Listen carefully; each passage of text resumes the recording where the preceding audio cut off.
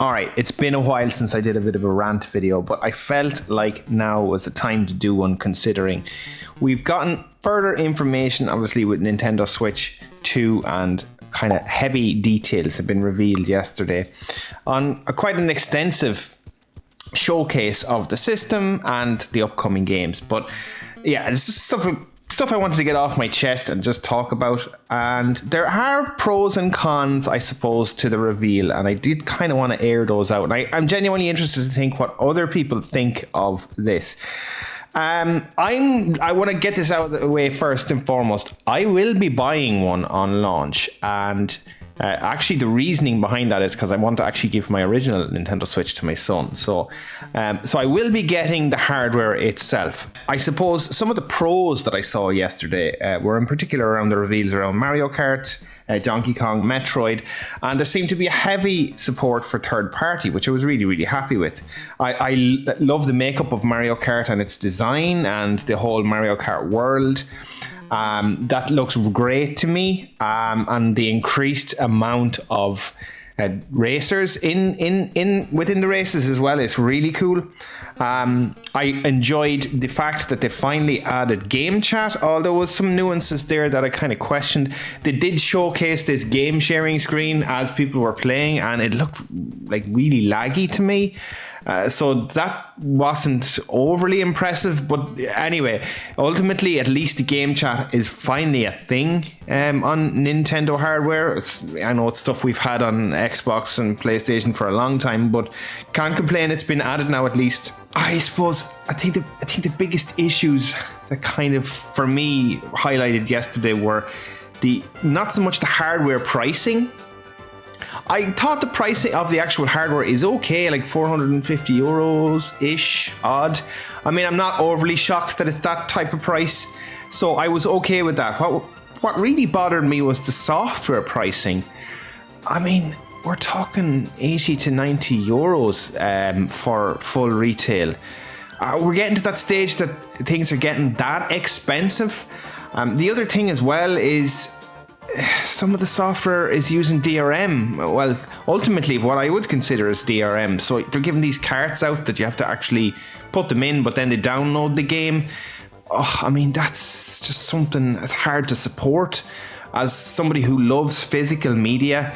But at least I suppose, maybe to its benefit, at least you're still getting a physical card. I just want to maybe understand fully the further detail into that in regards to, can you sell that game then? And will that work on somebody else's console, or is it locked to an account system, or what way that works? So a lot of questions around that. Now I know there are carts that will have the entirety of the game on the carts as well, because they have increased the size of the carts. I think they're around 64 gigabytes.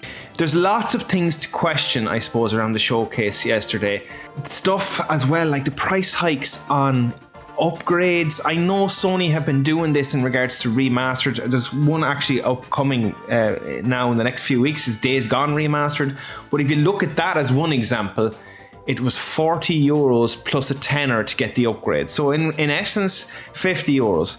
But then if we look at what Nintendo was doing, like the original Breath of the Wild, which was a launch release for the original Nintendo Switch back in 2020, it's going to retail the upgraded version for nearly, 79 euros, 80 euros, really, for a game of that age to be that price? I mean, that's steep. So yeah, Nintendo's just doing some Nintendo things, and I know people just accept the reality as it's because it's Nintendo, but yeah, things have gotten seriously steep recently, and it's not like anything's getting any cheaper in general. Look, they're kind of off the top of my head, the thoughts of yesterday. Overall, I thought it was a 50-50 show. What they showcased gaming-wise, ignoring price, and reality of some of the questionable decisions around how carts are managed. I thought the actual games they showcased were very good. I actually, again, to reiterate the point, it's great to see solid third-party support out the gate for the console as well, which is important, I think, as well, for new hardware. So yeah, I would give the overall showcase was 50-50 to me. There's a lot to learn now in the next month. I know they're doing some other showcases in the next couple of weeks to try and get into the nitty-gritty detail of some specifics, but yeah, some questionable decisions. I'm happy about it and I'm not happy about it.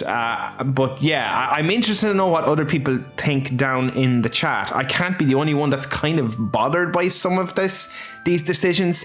And Nintendo does take these things to extreme, especially around their first party software in particular. But yeah, that was it today. That's just a rant video today that I just wanted to kind of roughly chat about my thoughts on the showcase yesterday.